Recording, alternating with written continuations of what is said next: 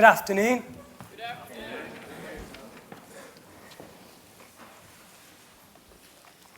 So I want to talk to you today about beauty, about the importance of beauty, and as designers, how we must try to use everything we can to understand how beauty works. Anyone know who painted this picture, this amazing picture? Don't say anything, Jason. Sorry? Who said that? Raise your hand. Okay. I've got a Rubik's Cube for you later. Solved. The thing about this picture, which is amazing, it's almost 350 years old, and it's a classic representational style. And you look at it and you think, what is this girl with the pearl earring looking at? What is she thinking? What does it mean? Natalie talked a lot about empathy, but this is what we do as human beings. We do it naturally. And there's something beautiful about the way that this picture looks and the way that it actually makes us feel.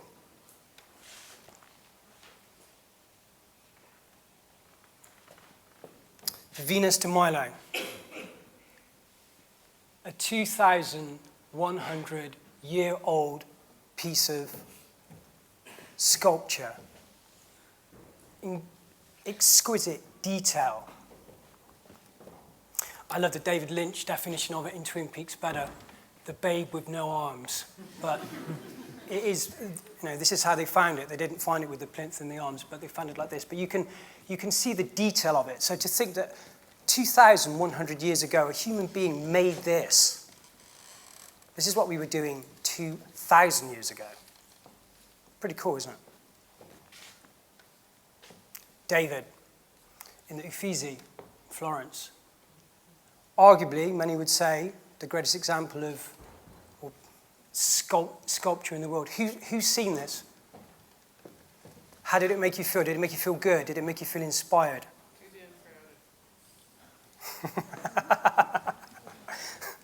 Let's have a raise of hands if you think it's beautiful. How can those not raise their hands looking at the beauty of David? Shameful. Okay. Okay. What's the name of this picture?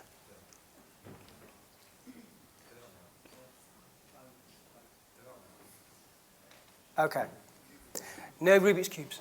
So, this picture is called Impression Sunrise. This picture, when it came out, is a Monet picture. It was heavily criticized. They actually thought pretty much that it was rubbish.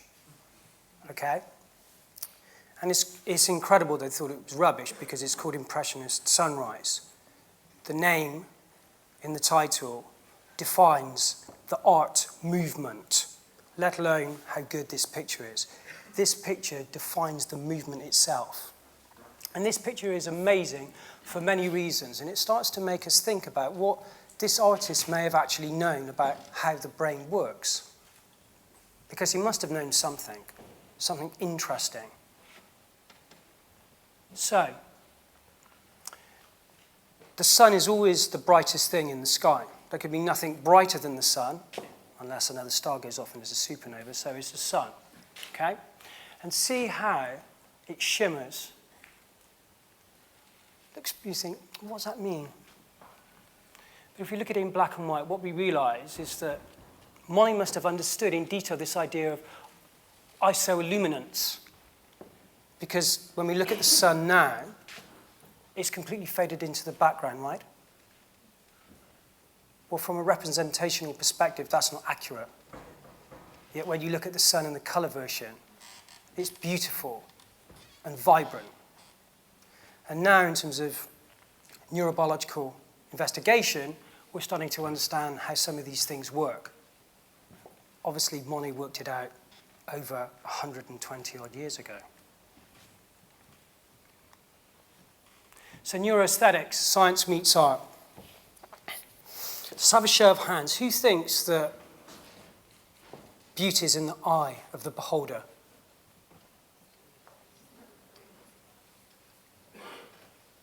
I can't believe any of you psychologists put your hand. That was shameful.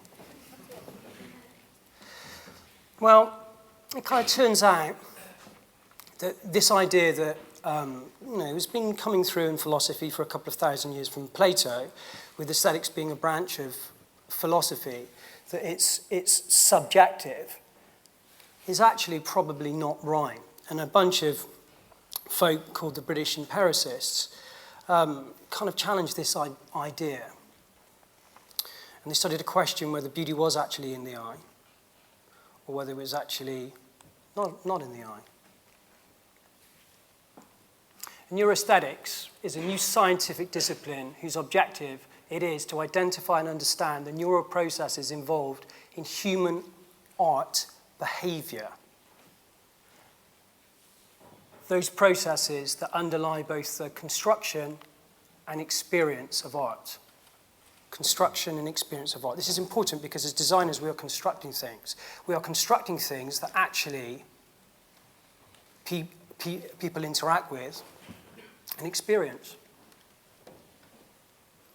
But is beauty a property of non-art objects?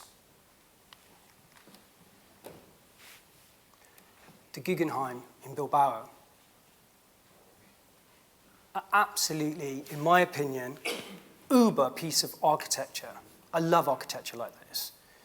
It kind of demonstrates human ingenuity and design creativity at the absolute pinnacle of where we are as a society. This is like uber. And it's curved. And the thing, as Susan says, we like curves. And it's true, we do. So, psychologists do things like they have experiments and they show you a square watch or a round watch, and it turns that we like the round watch more than the square watch, or a round box, or over a square box. In the box could be anything. But we tend to like curves. Why is it that we like curves, though? Why? Why do we like curves more than, say, we like squares? Yeah.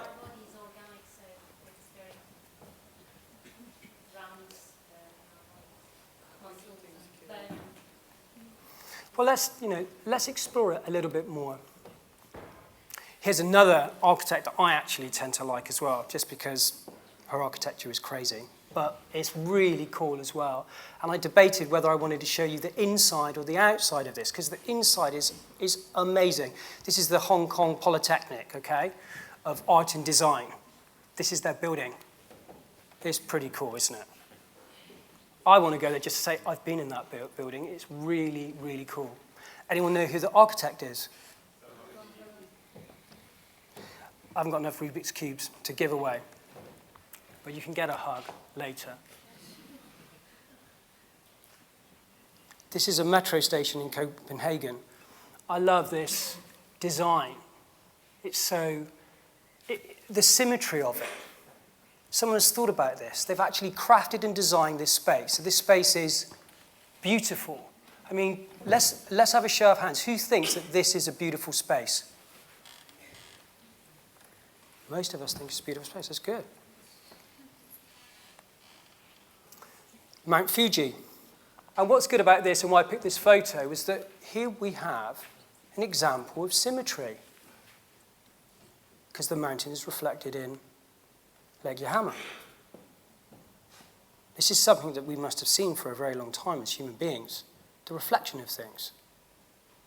Something that we are familiar with, something that we would very likely develop a preference for. Cats. This actually is for Emma. I put this in here for you, because I know you're a bit of a cat woman, and all cat lovers everywhere. I love looking at animals, and I love the way that their colours are manifest, and especially shots like this where you look at their eyes, and it's pretty mesmerizing in its own right, and we can see how beautiful animals are. Then we look further afield and we think about, well, is there aesthetic beyond planet Earth? Well, this is the sun. This is a kind of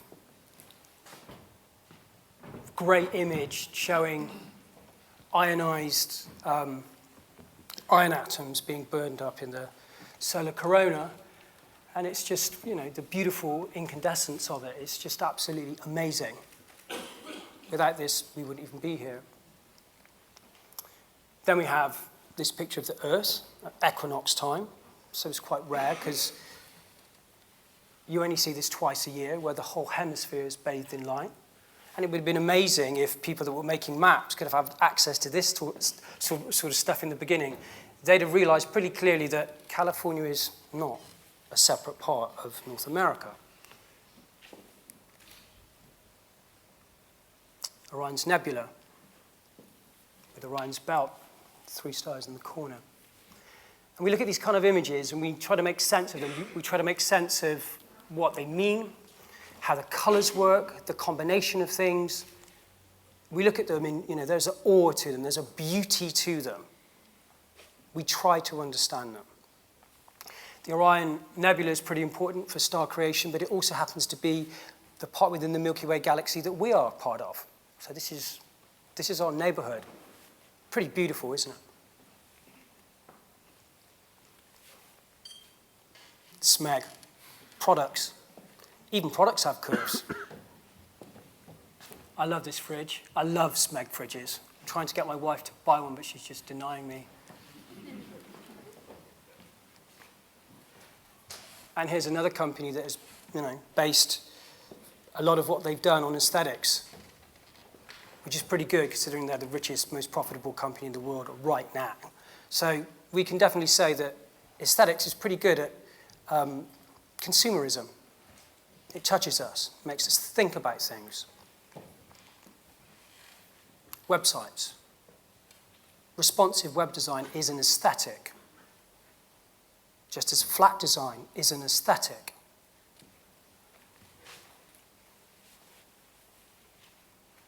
I like to look at shapes, abstract shapes, make meaning of shapes, the way they flow, the way they move. The way that starlings flock, and we see it's nice to watch, isn't it? Or if you've ever seen a video of fireflies flashing, it's beautiful. I mean, really, to a certain extent, we saw, with the synchronicity going on with the 7 brilliant percussion drummers, that there's an aesthetic there. But that aesthetic is observed by us as the audience. If they were doing it by themselves, would it be as aesthetic? It's interesting. Aesthetics is interesting, and I'm mainly talking about visual aesthetics, but obviously aesthetics is more than just visual. It's all senses. So why are some things beautiful? And is it, if it's not in our eyes, it's in our brains, so it's something that we all have. What does that mean about the function of our brains? What is the function of our brains? The acquisition of knowledge. And in this regard, this is something that it cannot stop doing. You are constantly doing it, as we've heard today, when we're on Twitter, or we go onto the internet, or we start browsing and we lose that half an hour. These technologies that we use now allow us to access information 24/7 all of the time. And obviously, because we do it all the time, I think we must like it. We like acquiring knowledge. So this guy here is a first professor of neuroaesthetics at the same university as Yvonne, UCL. And he's pretty inspiring. And I've read most of his stuff, most of his books. And when you read about him, you read about some of the things that he's done. They're pretty amazing. So he's kind of discovered a lot of the visual biology specialization that we have today. So for example, we have cells in our brain, neurons, that are orientation selective. What does that mean? It means this. It's this horizontal line here. There are cells in our brain that will fire when they see a horizontal stimulus in either direction, but not when they see, say, for example, a vertical or a diagonal or a curved stimulus. That's really interesting because The orthodox view has been for a very long time that the site of perceptual processing, where information comes in and how it's perceived, are separate. Well, that doesn't seem right, does it, if we have a cell that can actually perceive, for example, a straight line. What we see is the actual information coming in and being perceived at a cellular level. Pretty interesting stuff. Reinforcing the idea that there's something going on with our brains here that's pretty important in our perception of beauty. Now, I'd love to have one of these machines, but I can't afford one.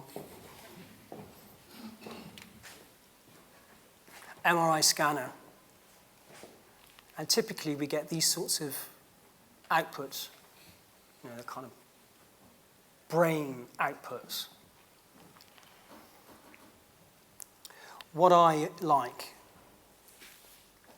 is these kind of representations. So what we see here, so we've got the back of the brain, primary visual cortex, and kind of regions through V1 to V5, not shown, but it's quite important because a lot of information comes into V1 and then it kind of cascades out and all these different regions are involved.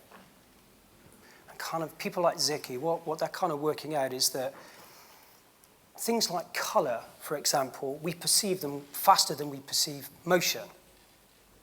Now, from a kind of measuring it in terms of sort of milliseconds, it's not much. But when you think about it in terms of neural time, it's astronomical. It's massive. So there are things that are happening that we do in our brains that we have absolutely no control over whatsoever.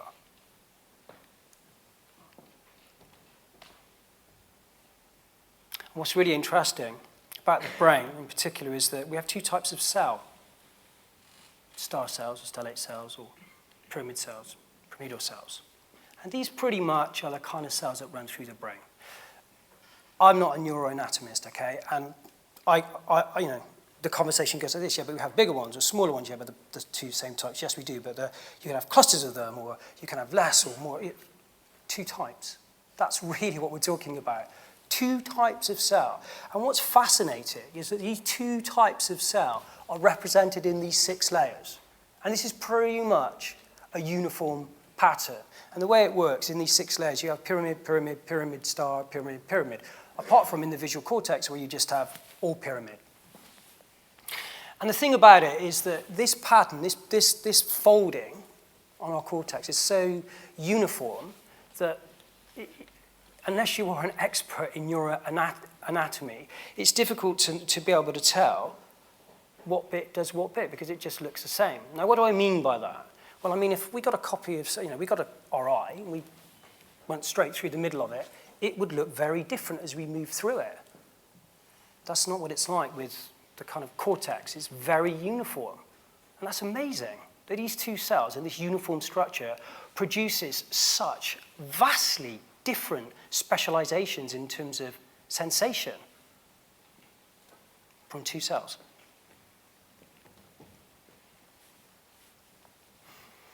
So Zicki talks about this idea called brain concepts. And brain concepts are really interesting because they kind of come in two types. There are two types, okay? Inherited and acquired. And, hideous. And with inherited concepts, what they do is they organize the signals that actually come into the brain.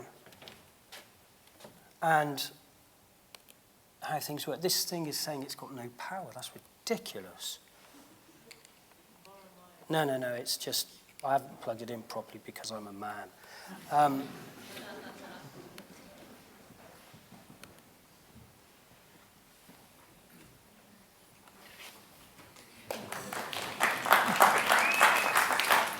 So, two types. The inherited type, they bring all of that sensory information, or 40 billion bits of sensory information into the brain, and they organize it.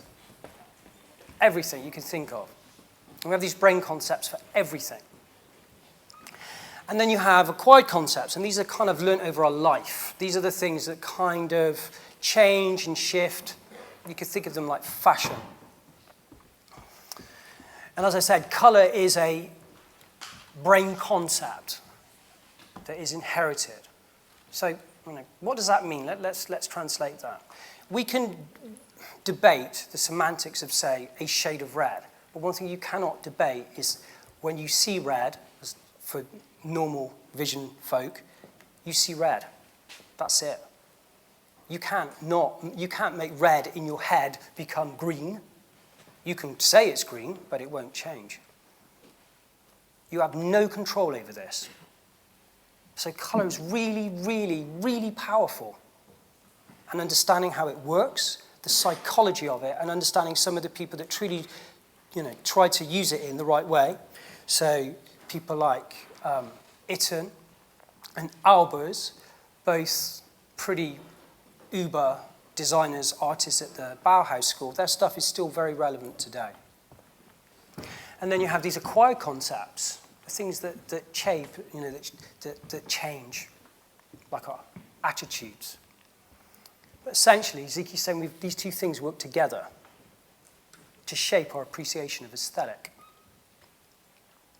Constancy is another function of the brain. So if I had an apple in my hand, and I kind of moved it around, and I moved it over here, and I put it in the shade, and it was a red apple. You'd all say, yes, an apple is a red apple. But the thing is that as I'm moving it around, light's bouncing off it, interference. It's changing it. But you maintain it. It's like if you see something partially. And the reason for that is, the brain is very efficient. It doesn't have to remember everything. It takes aspects of something and represents it. Abstraction. The particular is subordinated to the general, so what is represented is applicable to many particulars. I love that. What essentially it means is this. This idea of a cell that could be selectively orientated for a horizontal line just actually sends that it's a horizontal line and nothing else. Abstracted.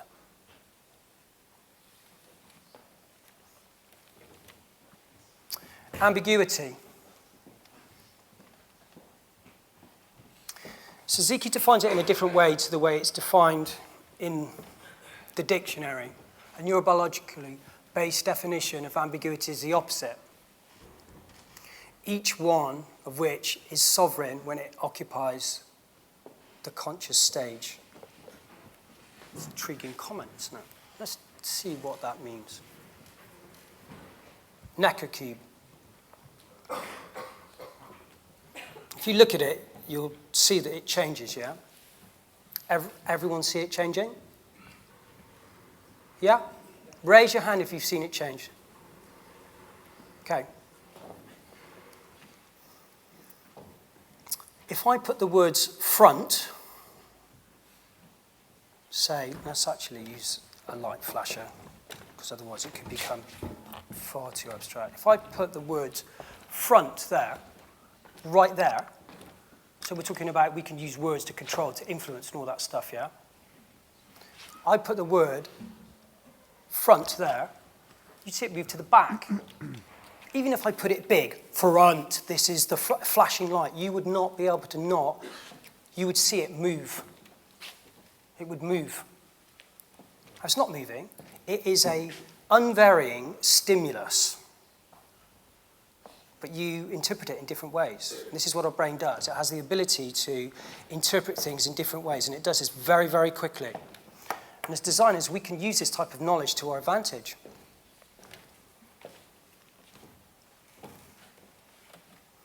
The Mona Lisa, this is another example of ambiguity. What does a smile mean? Or did Leonardo paint it on there just to annoy us all afterwards? Because no one really knows. No one really knows too much about this. There's lots of theories about it, but no one knows. No one knows what he thought about it. what he did, but it's an intriguing image that has great ambiguity because there's smiles at that point where what does it actually mean? So when we're talking about showing photos, just the way that you could use a smile on someone's face can convey immense meaning. If you want to listen to an unvarying auditory stimulus, you should go and listen to Shepard's Notes. So a really brilliant American cognitive psychologist called Roger Shepard. And what you hear is a change in pitch. It may sound like it's going up or it may sound like it's going down, but it doesn't change. That's a really great example of an auditory ambiguous stimulus. And these things are used as well in soundtracks and pieces of music to convey emotion and mood, to make us feel certain things. So all that kind of neurology stuff is pretty important. I think it's immensely important. And as designers, I would definitely recommend trying to learn as much about it as possible. Why would I recommend that? Does anyone here think that psychology is not important in terms of the stuff that we do as UX designers or interaction designers? Raise your hand.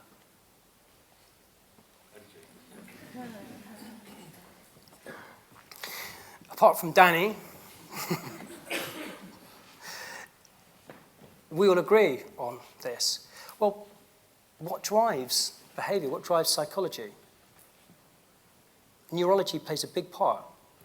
So if you think psychology is important, I also urge you to study neurology in a lot more detail, because there's lots of things in there that help us as designers to actually present information.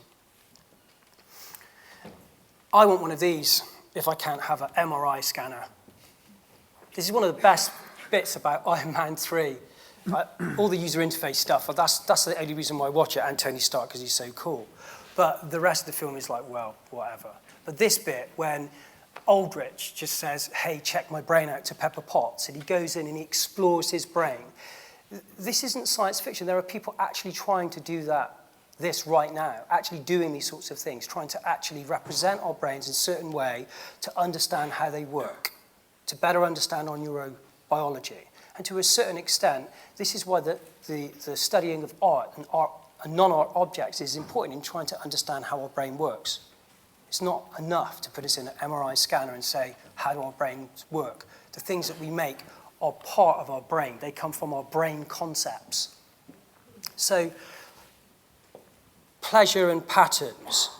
Symmetry we like. When we see things that are symmetrical, it actually makes us feel good. We get this kind of dopaminergic region effect. And we know this. So, for example, if you take the idea of abstraction and say, right, with abstraction, you've got information coming into our brains. And that information, if it's regular information, will become familiar. That familiar information actually could be seen as prototypes. Those prototypes that we understand, the better that we understand them, the more familiar they are, the better we feel about them. So, for example, there are experiments done where they take the faces of 200 people, and what they do is they average all those faces into one face.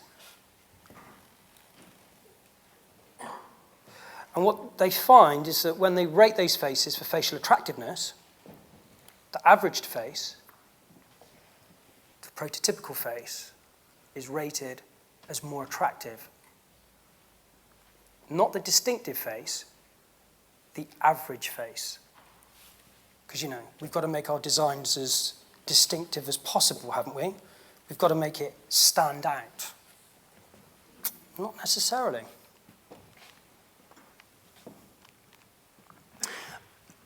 Mental models. We kind of touched on this, and we pretty much have mental models for everything.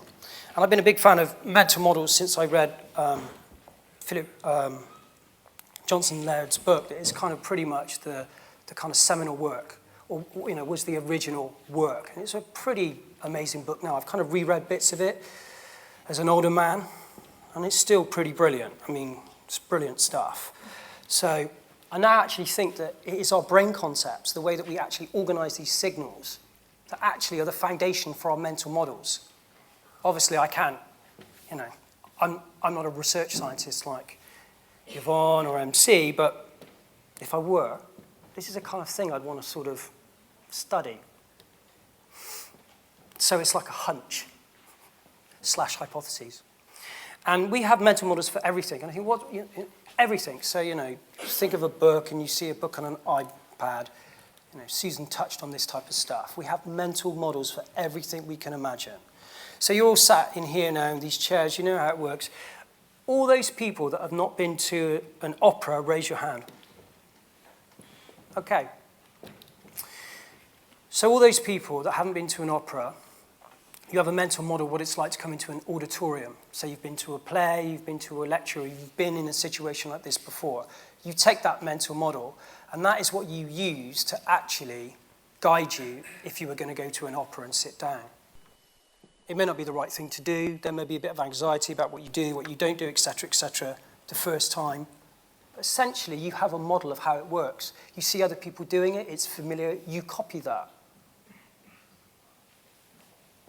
Brain concept. Acquired brain concepts. So I thought long and hard about what's coming up in terms of design and what I wanted to share to you today. And I thought, I want to talk about this thing called cards. That's the kind of name they're giving it now. But it's been around for a while. And it's going to be a big deal, and it's going to get even bigger for all the reasons that I've explained. It's my card. Who, when you got this card, you knew that there would be something on the back, yeah? Anyone discovered that and it was a revelation that there would be something on the back? You know how this card works, yeah? We have a mental model for cards. We understand cards, yeah? Pretty well.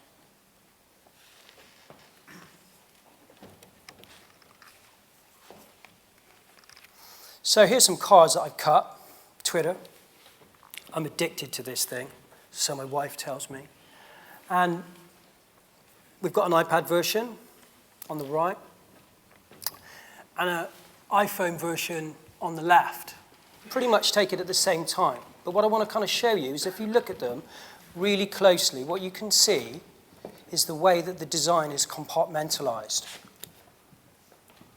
The way that they are making it easy for people to use this information.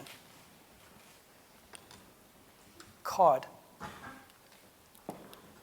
Card. This is Twitter. Google are doing it. Facebook are doing it. So we're talking about a lot of people are seeing this stuff on a daily basis. And why they're so good is they allow us to aggregate information and present them really well. They also make it, they're good at making us think about what sorts of things that we're going to show. They stop us from being over-experimental. They kind of make us, they rein back our kind of creativity. And they're doing it really well. You're going to see this explode. My prediction is, if you're designing any type of site, when they say, oh, yeah, we're going to design, we want a responsive website, client, I want a responsive website, you should be thinking straight away, not about grids. And I'm saying you shouldn't be thinking about grids, but I'm going to give you a different way of thinking about it in a minute. But you should be thinking about cards. And you should be thinking about cards is because this is just the very, very beginning of what we're about to design. There's going to be a lot more information out there. A lot more devices that we interact with. Cards make it easy to share this information across devices in a consistent, familiar way that we actually like and understand.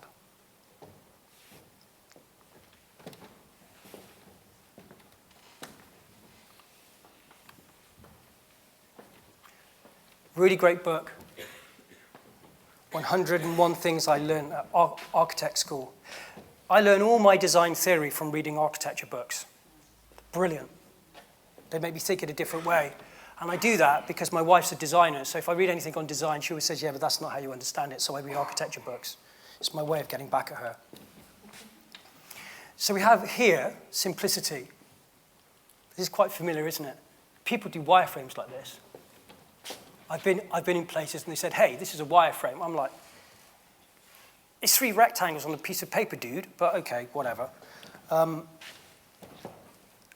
then you have this, and this is what we're doing now. This is kind of where we are. This is where we're going. Excessive agglomeration. Because, there's this like fold thing here, and we've got to get all the information up. Get it up. We've got to get it, make it visible, make it stand out. Use loads of color. And then you have this way of thinking. How you can actually start to manage complexity by using very simple shapes, but with equally as many different places. And this is what architects do. They think about space, which is big. They don't define it, as well as what we tend to do is we think about screens, which is really like not a very 21st century way to think about stuff. We need to think like this. This is how information architects think, good ones. And when I mean information architecture, I don't mean site maps and stuff like that. It's like beginner stuff. I mean how we represent and design information to go into space as and when we need it.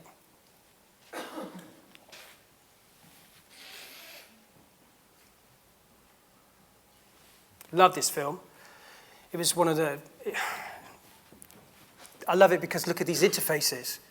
Cards, look at the cards. Obviously, Hollywood know about cards. They're like, right, let's make an interface. Let's make it big. Let's put 1 million cards all over it. Cards, cards, cards. I mean, it's card crazy. I don't actually think this is the way it will be. But it shows us that cards are very good at representing a lot of information with a lot of different views. And anyone that's seen the film and seen the way that the UI works is quite interesting. But it can't be good on a neck, sat there all day. So it doesn't seem so future-friendly to me. I mean, I do what Yvonne did and lie down. I was trying to say lying down, do you know what I mean? That would be much easier. So yeah, this is a very dramatic image, very beautiful, beautiful image, but yeah, cards are here to stay. But will they be like this? I don't think so. So, what I would urge you all to do is to think in what I call a micro-macro way. So we have to be able to dive down deep, be a reductionist, try to uncover what are the actual things that are driving, say, for example, beauty. So we know abstraction, our ability to perceive certain shapes, colors, sounds, smells exist. How do they work? That's micro. And I also urge you to think in a macro way about the everything, about the ecosystem in which all those micro elements fit. Anyone know what this is an image of?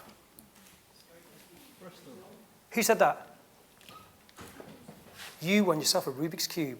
That was pretty cool.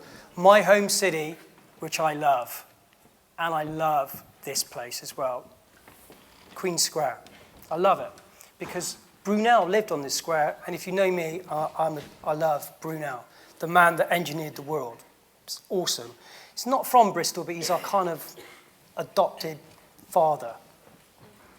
That's really, so we need to get down to the ground level to be able to see the behavior. Then we need to be able to go and actually start to understand what drives that behavior. But we also need to be able to step back and look at the behavior of systems, multiple systems. As MC said, there's multiple systems in the human body. We have to kind of understand a little bit about each one of them to understand how they work. Or at least know someone that understands a little bit and actually have some appreciation of it. So if we, as designers, want to make things beautiful, we want to make things aesthetic for our clients who actually really are working on behalf of their customers, their audiences, we need to think about what drives beauty. And I'm not just talking about color, I'm talking about all aspects of it. We have to think about it neurobiologically, and we have to think about it much more holistically as well. We have to have one eye like a Gestalt psychologist and the other eye like a artist, neuroscientist.